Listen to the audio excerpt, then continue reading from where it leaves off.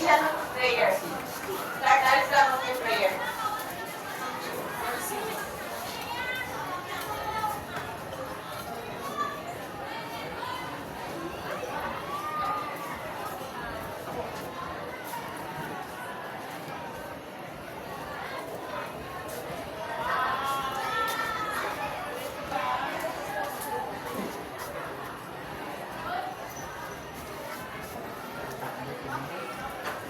Dedication prayer.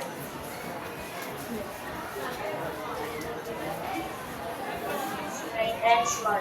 Pray thou art always be with us, as teachers, parents, brothers, sisters, and all. Guide us in our lessons, work and play, learn, Lord, bless us now and every day.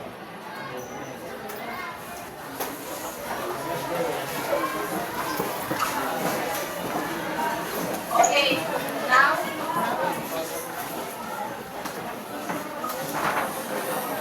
let's check your attendance. Where's your attendance, class? Anyhow,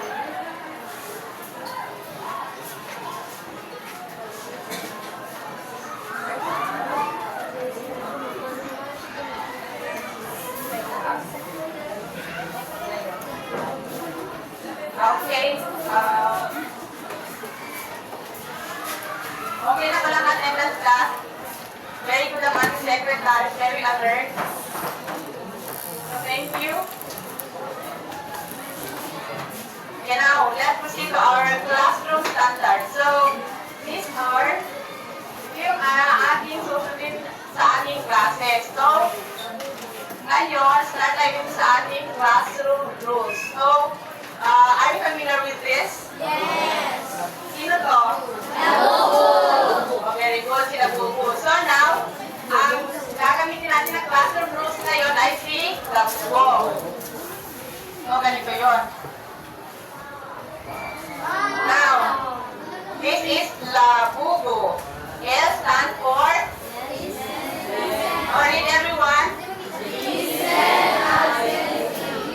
A for? Stand for?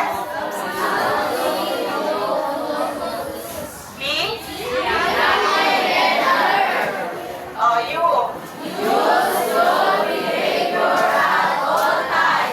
Oh, B again. And you. Oh, yeah, you like with your classmate.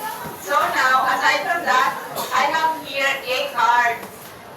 So, ito yung card. Yun ang ditong noisy card, screen addict card, and sleeping beauty card. So, I have observed na sa klase natin kasi ay alauna. So, parang ganitong oras ay maraming tulog. Maraming natutulog. So, ngayon, yan akong sleeping beauty card. Ngayon, kung sino ang mahuhuli ko na natutulog during our class, ay bibilan ko ng card. And then, ang bibilan ko ng card ay tatayo until may makita siya na may natutulog sa class, then ililipat niya yung card doon sa natutulog. Then, makakaupo ka na. Then, next naman yung makakatayo. Kuha.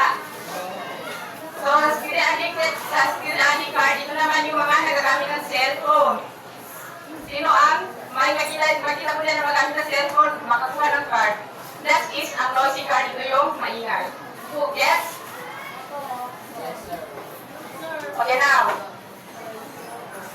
Let us recapitulate our previous discussion. Anyone?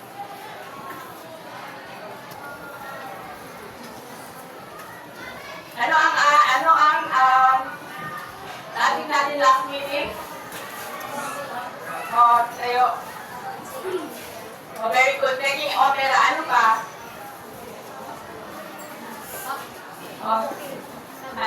Oh, kabuki. Very good. So, last meeting, we have discussed the peking opera and also the kabuki. So, when we say peking opera, saan ito matatagpuan? China!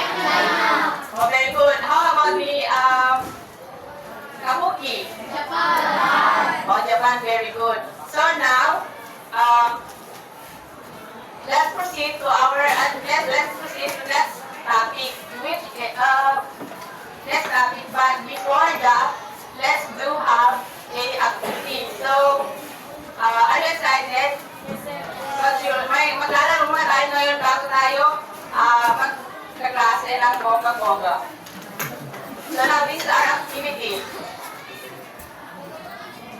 Or read everyone.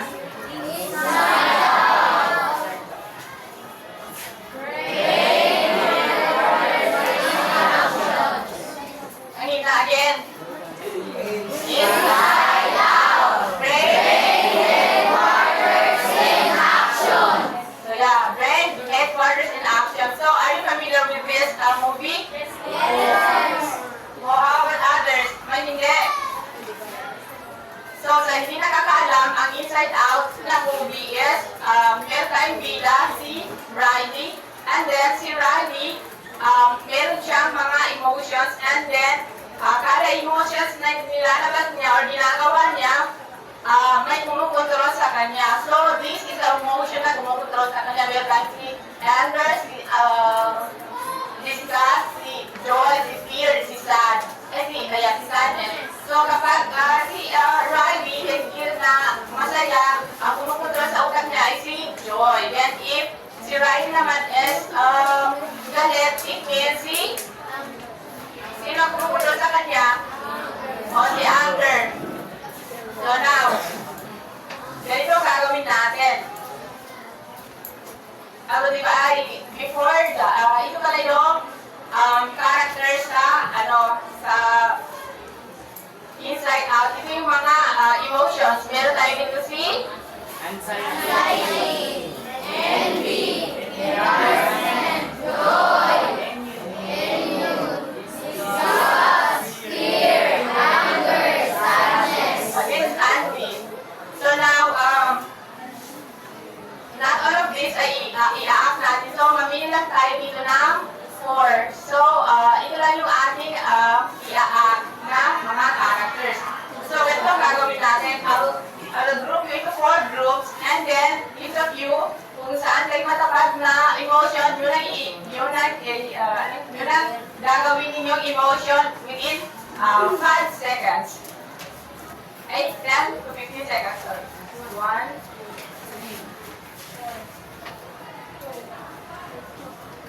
1, 4, 1, 2.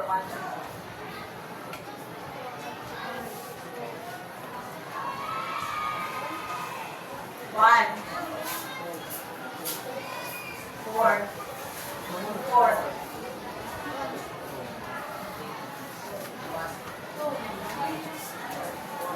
4. 3. 2. 1.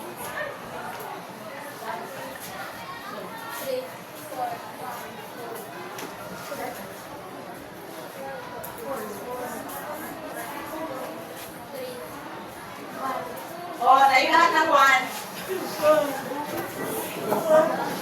O, ngayon, group 1, ang inyong emotion is si anger.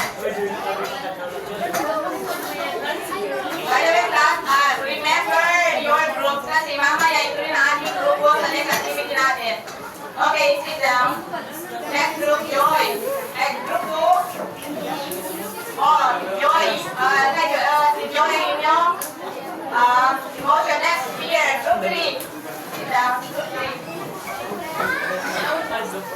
Oh, si Fear ang group 3. Okay, sit down. Sit down. Group 4. Oh, group 4, discuss. So now, let's start muna ng sabay-sabay. Okay, tayo lahat.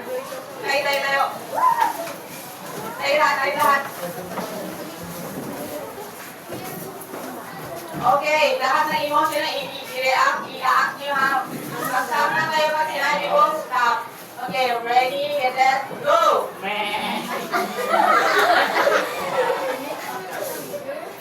Okay, again. 1, 2, 3, go! Wait lang. Parang kayo, let's do a jumping jack. 10 jumping jack lang. Ganito. 1, parang mag-3, 4, 3, 1, go! 1, patalong, go! 3, 4, 5, 6, 7, 8, 9, 10. Okay, tama na.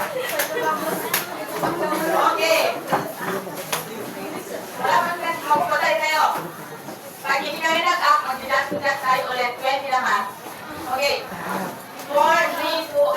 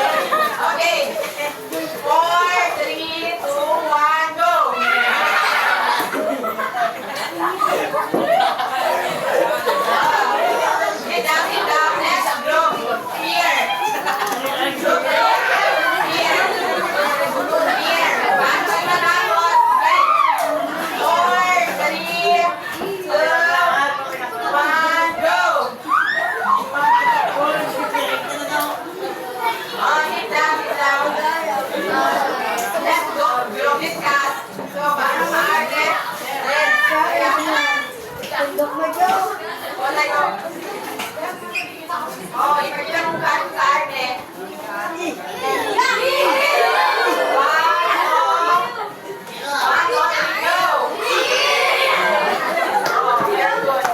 Sit down. Okay, ang nagleran ko ang action ay yung sa likod kasi parang gusto ka talaga sa parang gusto ka talaga sa akin. So, sis, bet na bet ko, bigyan natin siya ng pag-bet lang. So, alam niyo ang pag-bet lang? So, ganito ang pag-bet. 1, 2, 3. 1, 2, 3. 1, 2, 3. 1, 2, 3. Pag na-pag-bet na bet, pag-bet.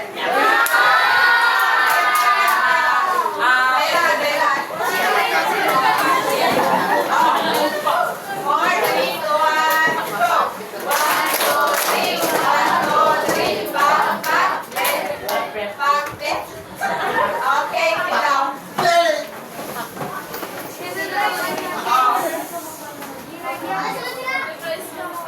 Alright, so, congrats. Okay, now let's organize.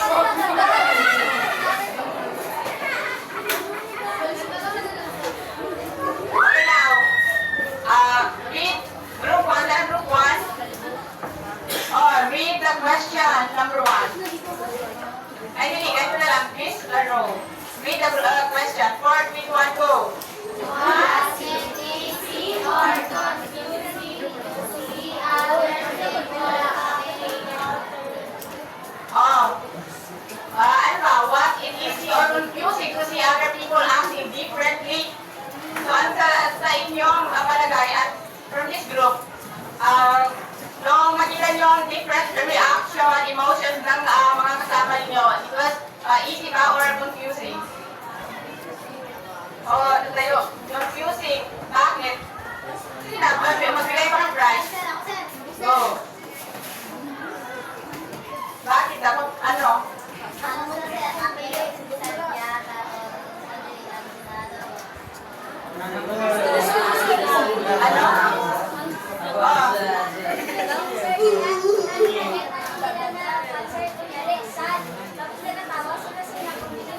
Oh, very good. Bravo, ito. I like your answer there. Next question tayo.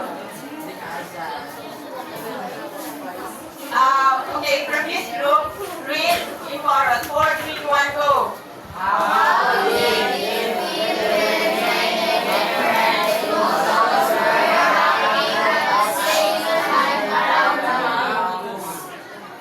Okay, how did it feel when many different emotions were acting at the same time around you? So, ano yung feel nyo nung maraming emotions na nag-react sa paligid nyo?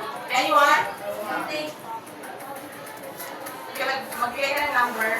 1, 2, oh. Tayo. Ano na feel mo nung may marami kang katawanan, may iiyak, ganyan, may different emotion? Kung ano lang yung naramdaman mo during that time? Ano? Sad? Di ba, Kat? Di ba, pag magulo ba? Di ba, during yung maraming emotion na nasasabay, di ba magulo?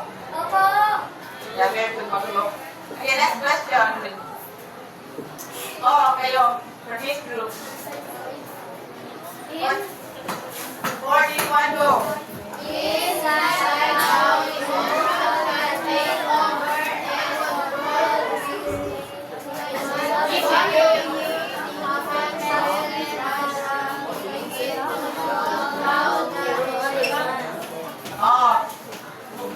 Inside Out, sa Inside Out daw na movie, ang emotion ang nagkukontrol sa kay Riley. So, what do you think happened when drugs, ano sa pagkakaya nyo kapag ang drugs na ang kumontrol sa utak?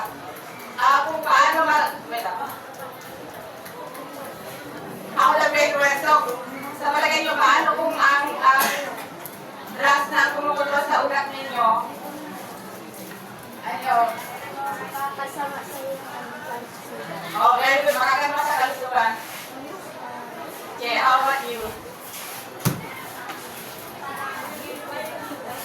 Oh, para kang nahihilo. So now, drugs it can affect our brain. Kapag nag-drugs tayo, kasi ang drugs, nakaka-affect ko yan sa utak, sa behavior at sa paano tayo. And then, like the movie Inside Out, di ba, Inside Out, ang emotion ang kumukontrol. So yung emotion, they have a power to control your action. And then, in a real life situation, ang drugs can control your action. Kapag halimbawa, kapag ikaw ay nasobrang sa droga, hindi mo na makokontrol ang sarili mo dahil yung tama ng droga na ang control sa action mo, yung sa sarili mo. Kuha. So now, let's proceed to our proper discussion, which is the psychoactive substances. So now, psychoactive substances. Read in chorus. 4, 3, 2, 1, go.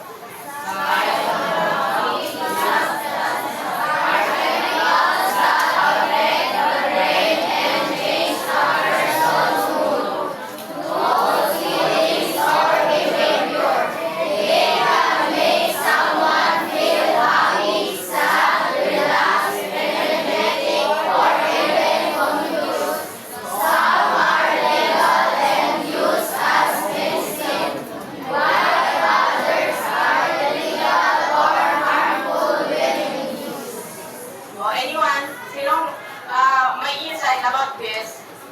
May press dito? Wala? Okay.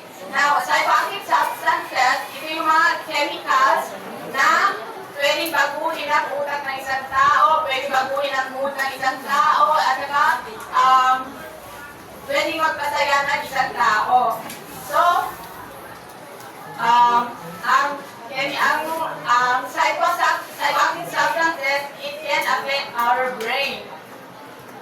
Ito yung mga chemicals that can affect our brain and it can change our mood, thoughts, feelings, or behavior. So, in psychoactive substances, meron tayong two kind of psychoactive substances. Meron tayo itong illegal and legal. So, sa palagay nyo, ano ang mga illegal na mga illegal na psychoactive substances? Nicotine. Marijuana, very good, illegal. Cocaine, very good. Painkillers, yeah. Okay, now.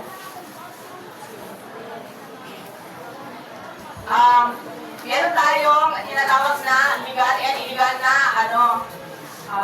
psychoactive substances. So, ito yung mga example na illegal. We have here the marijuana, then meron din tayong shabu. So, yung marijuana, it changes our mood. Kapag gumagamit tayo nun, that-change na ang ating mood. Same with shabu, nakakapag siya sa ating brain, may masamang impact sa ating brain pag nasobrahan. Now, ito naman yung mga legal na psychoactive substances. So, meron tayo itong caffeine. So, caffeine, dito yung makukuha sa mga kape, sa mga iniinom. Then, ang epekto naman ito is parang ma-awake ka, parang mabuhayan ka. Yes? That is nicotine. So, ang nicotine naman class is makukuha siya sa sigarilyo. Now, and then, meron tayo itong sleeping pills, which is, ang sleeping pills, kailangan prescribe siya ng doctor. Now, let's proceed to, kuha nag-get niyo ang psychoactive substances. Basta psychoactive substances, chemical siya na it can change your brain. Affect your mood, affect your behavior. Basta substances, basta chemical siya. Now, let's proceed to our, let's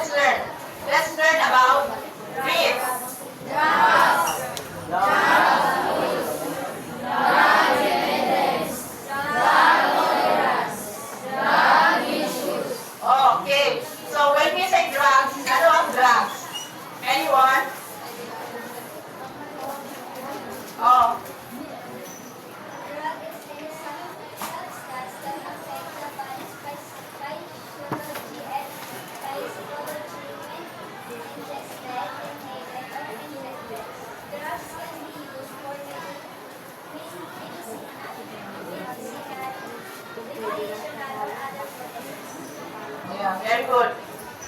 So now, use your prize. Okay, read everyone. 1, 2, 3, go.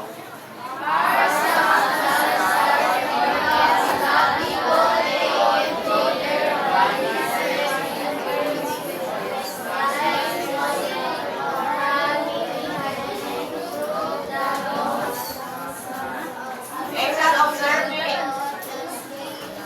Oh. Okay, tama na. Okay, drugs are substances or chemicals that people take into their bodies in a various way, like swallowing, inhaling through the nose, absorbing through the skin, or injecting into the bloodstream intravenous. So, ang drugs is a chemical na nalalagay sa ating body. So, meron tayo dito ang 4 na category. We have here the oral. Ito yung mga drugs na kinakain. Next one is nasal or inhaling through the nose. So, ano to? Oh, very good. Next is transdermal or yung observing through the skin. Parang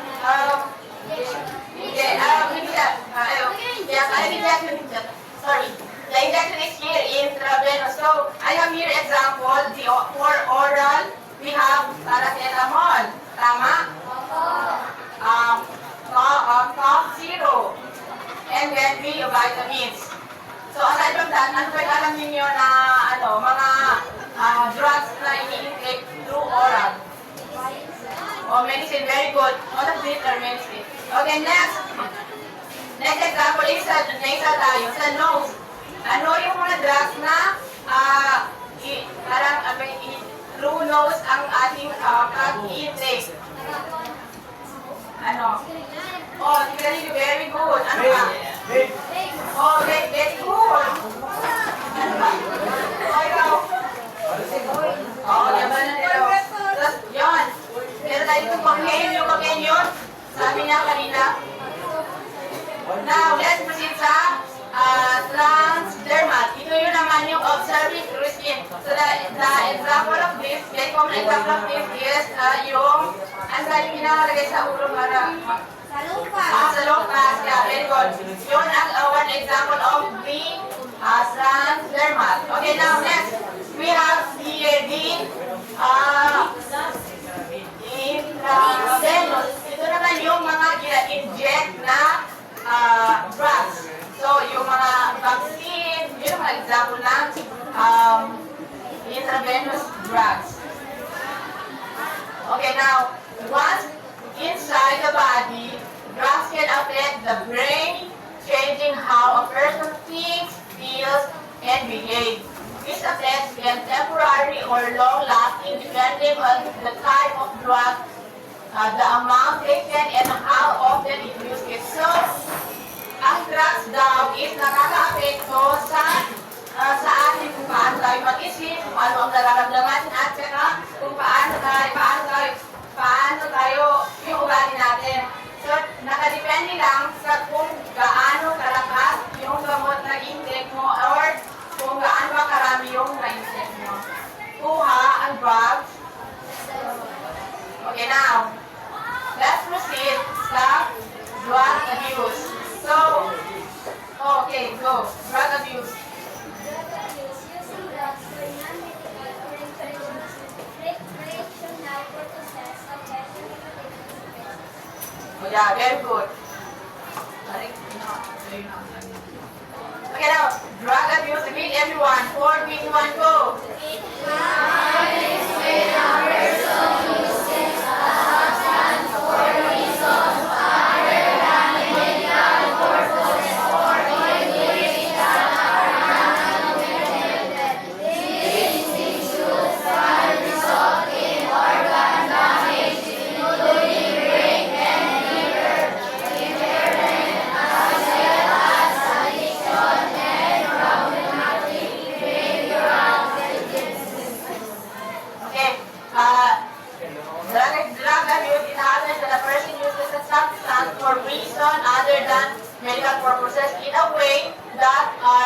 recommended. So, ito yung nangyayari ang drug abuse kapag gina-intake mo yung mga gamot o yung mga drugs na hindi prescribed ng mga doktor at saka ginamit mo sa hindi niya purpose. And this misuse can result in organ damage including brain and liver impairment as well as addiction and problematic behavioral tendencies. So, kapag ganon, pag na-abuse ang drugs, makaka-apekto yun sa ating brain and liver. And now, using another example of drug abuse is using painkiller even without pain. Kapag gumamit ka ng painkiller na wala ka namang sakit. So yun, ma-abuse mo yung drugs. Next is taking extra doses of pain reliever. Ang example is kapag, di ba halimbawa, parang gusto mo, kung may lagnat ka ngayon, tapos kinain mo gamot, dalawang sabi mo, ay para madali ako magbumalik, dapat dalawang kainin ko para madali. So bawal yun kasi drug abuse na yun kasi dapat isa lang ang iniinom mo. Aside from that is kapag uminom ka ng pag may isa kang sakit na pinagsabay-sabay mo yung mga gamot na ininom mo. Halimbawa, uminom ka ng very good overdose, uminom ka ng paracetamol, uminom ka ng Lucet, uminom ka ng Vijet, mga gano'n dapat isa lang. Kasi drug abuse na yun. Yes, ang drug abuse. Okay, now let's proceed to drug dependence. So read everyone. 4, 3, 2, 1, go.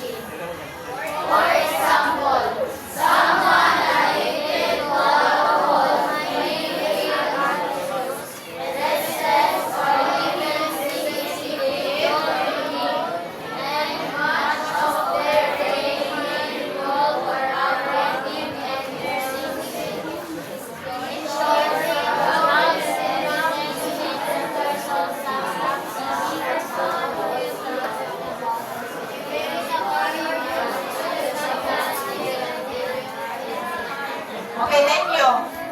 Drug dependent naman occurs when a person's body and mind start relying on the substance making the base. Ang drug dependent naman, ito naman yung nag-start na yung brain at saka yung katawan mo is nakadepende na lang sa gamot na iniinom or sa mga gamot na iniinom. Halimbawa is kapag, di ba usually sa atin pag masakit ang ulo, umiinom ng kape. Tama, mali. Di ba may mga ganyan, dahil masakit ang ulo nila, umiinom sila ng kape. Ngayon, kapag hindi sila makainom ng kape, masakit ang ulo nila. So, ganun yung example ng drug dependent. Umaasa ka sa gamot para yung feeling mo is para mapilan yung feeling mo. Ganun, example ganun nga. Umasa ka na dahil may ka sa kape, kasi hindi ka nainom ng kape, hindi magandang pakiramdam mo. So ngayon, every time na hindi magandang pakiramdam mo, umasa ka na sa kape para maging magandang pakiramdam. Yes? Okay, next example is next one is, let's proceed to another.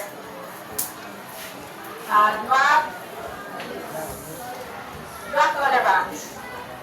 Now, when we say drug tolerance happens when the body becomes used to a substance after repeated use. At first, a small amount of drug may have a strong effect, but as time goes on, the body adapts. This means the person needs a higher dose to feel the same effect they used to get with a lower dose.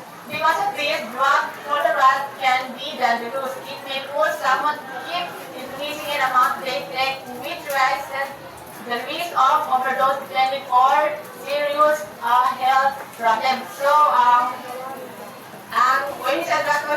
parang nasanay na yung katawan mo sa gamot. So, like for example, if,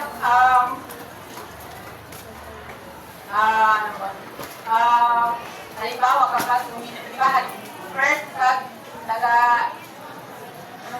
nagainom ka ng alak, ngayon, first, okay pa yun, di ba? Yan ang isa.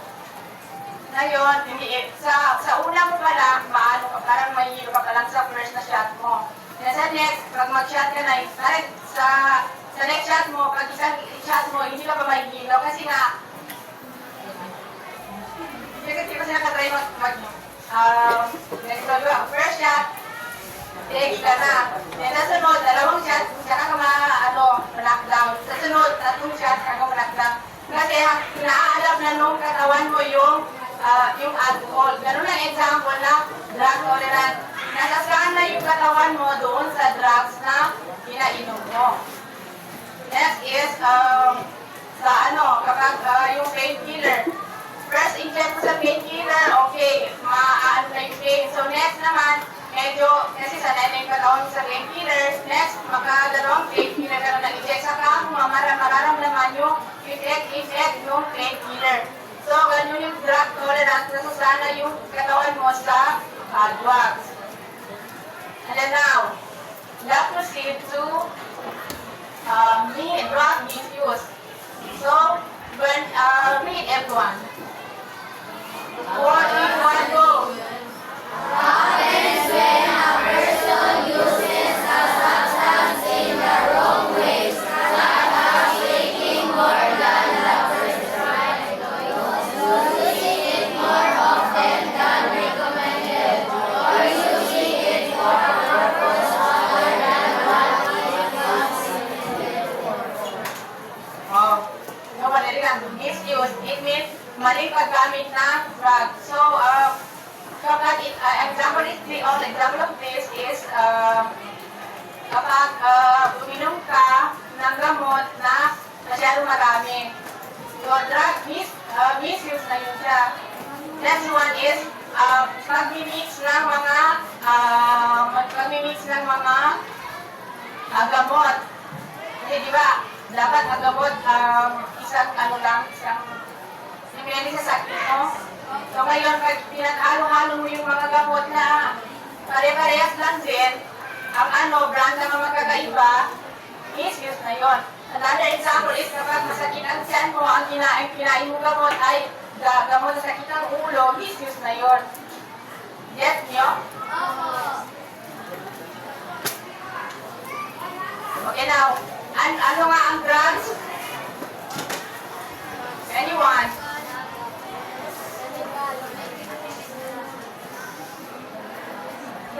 May activity tayo after this. Okay, proceed na tayo sa ating activity. Okay, saan yung group 1 kanina? Taas kamay. O, group 2. O, group 3. O, group 4. O, ngayon, lahat ng group 1 dito, lahat ng group 2 dito, lahat ng group 3 doon, lahat ng group 4 dito. Go!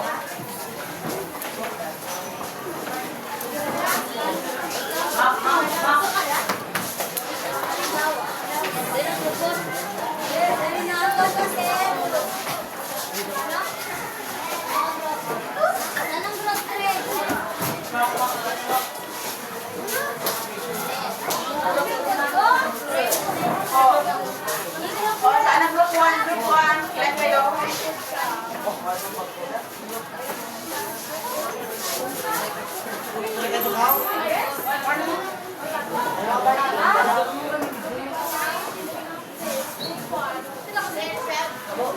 Okay, pag-list na ang group 1, pangalan, lahat pag-list ang inyong members na recorded ito.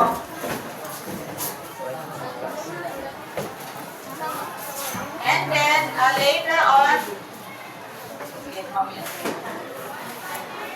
okay now, this is our activity.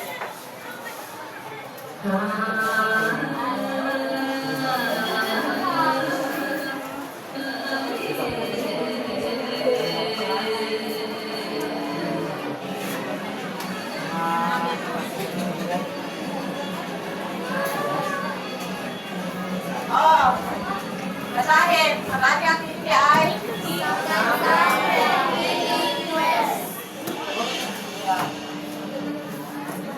so, are you familiar with this character? Familiar, hindi? Familiar! Okay.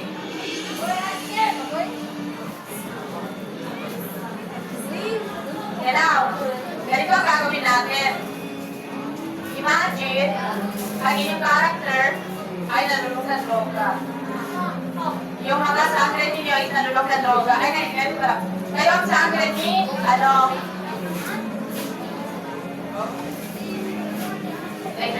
okay, imagine your sangre ay nalulong sa... Okay, ganito ang gagawin. If you explain ng character, ito yung may sangre na pangangalagaan. Kasi, ang imagine yung sangre ninyo ay nalulong sa droga. So, bawal na magsagot ninyo, yun lang mag-isipin gamot para sila ay maging malaba. Kuha. Opo. Okay, now, ikuha ang mga nalulong sa droga ng mga sangre.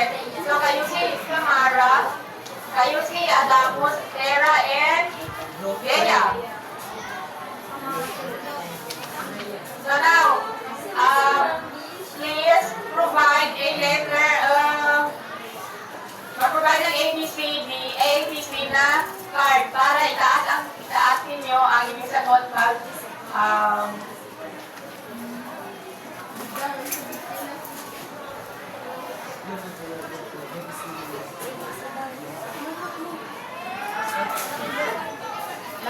lakihan. And then, sabay-sabay lang kayong magtaas ng answer.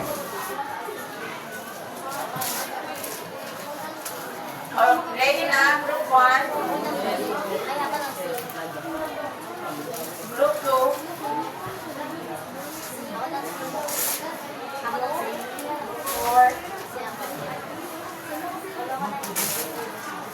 And class, pakinggan nyo ng idea ng iba, ha? Ano yan?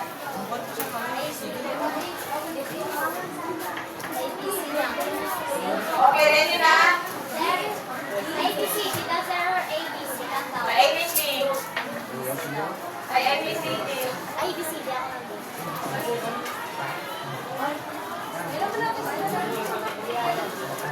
Oh, may prize ka mananalo. Oh, ito na po. ABC, daw. Ano?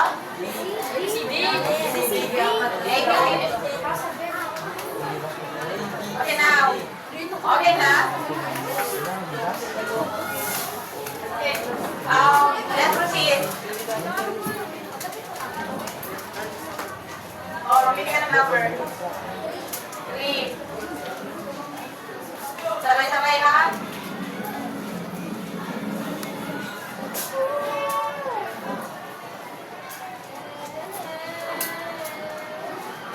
Oh, basahin. Everyone, 41, go.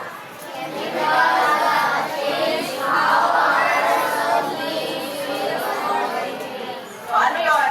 Chemicals that change how a person thinks, feels, or behaves.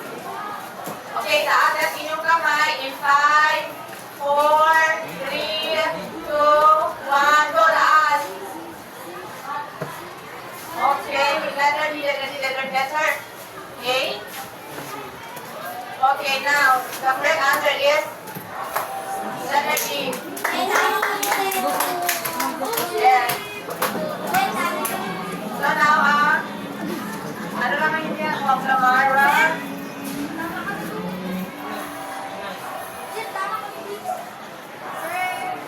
Oh, ayan. And then, class, pakisulat ang inyong passport. I-kukulit ang letter. Yan ang next question. O, bilhin na number, bilis. Okay, 1. Okay, basahin. 4, 3, 2, 1, go.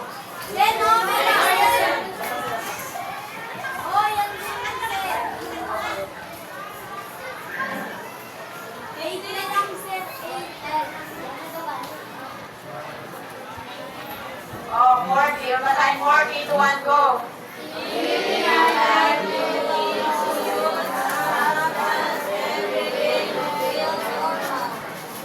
Oh, ano yun?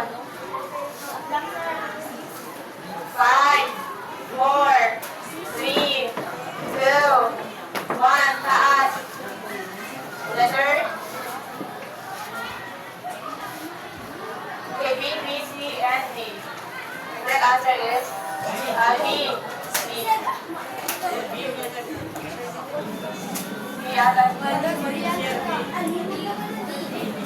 Ano ba?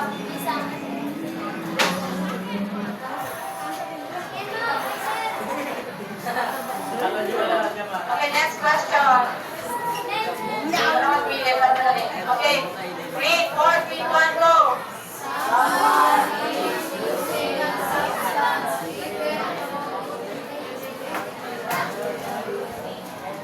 Okay, 5, 4, 3, 2, 1, taas.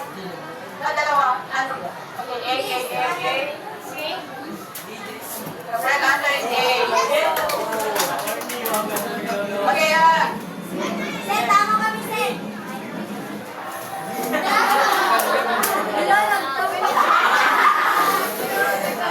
okay, next question. Ano rapon? Read everyone, 4, 3, 1, go.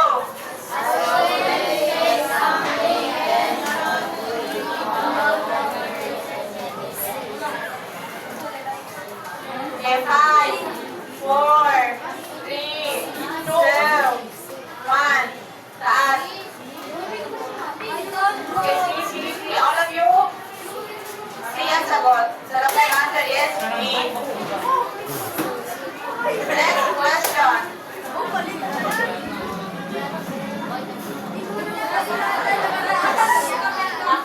Okay, na para sa sagot kanino. Next, basahin 4, 3, 1, go.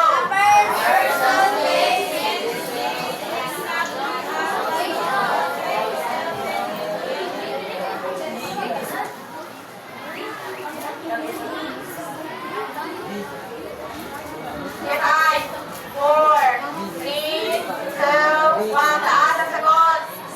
Okay, D. D, A, C, and A. Saan ang ulit? A, D, D. Okay, A, B, and C. Oh, A.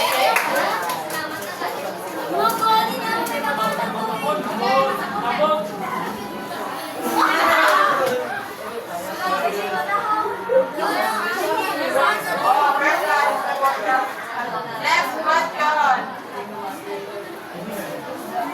Oh, read 4, 3, 1, go.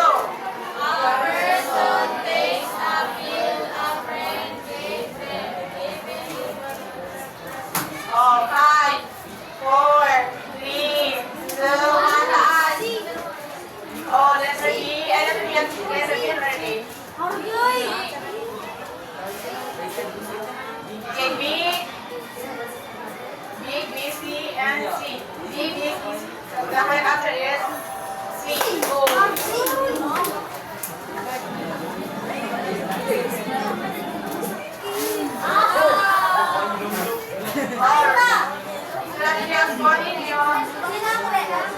Next question.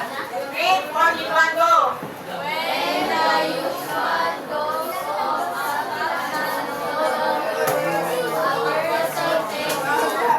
Ano? 5, 4, 3, 2, 1, taas.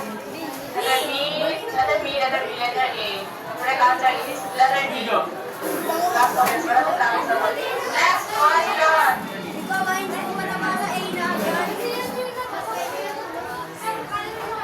Okay, read 41, go.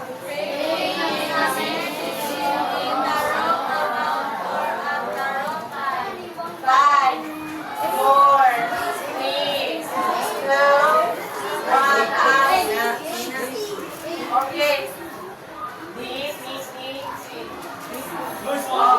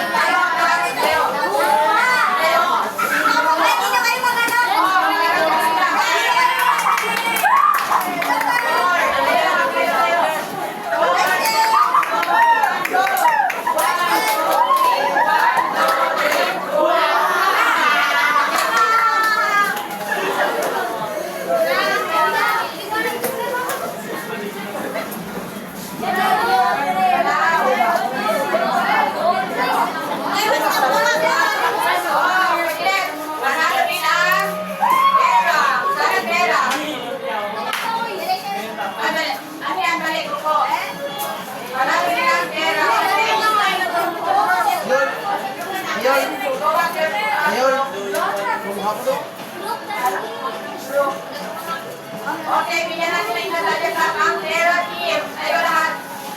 Okay, 4, 3, 1, go! 1, 2, 3, 1, 2, 3, go!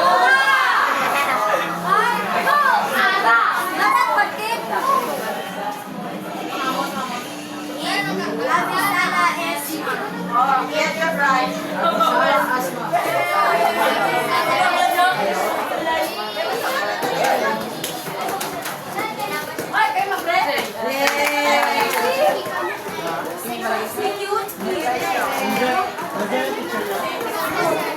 Sige, bukas na lang ulit.